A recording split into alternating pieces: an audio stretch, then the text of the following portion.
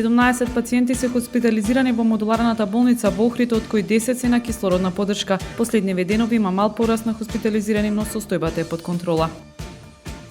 На 3000 невработени лица во Охрид заклучно со 31 октомври.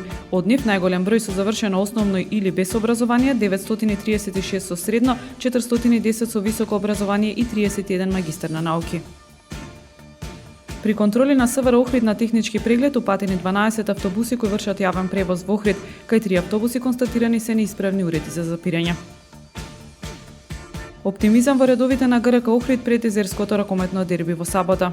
Nadam se uz pomoć publike i uz našu dobru igru u oba pravca da ćemo riješiti utakmicu u našu korist. Убеден сум дека ќе има доста публика, рибарите ќе се во голем број.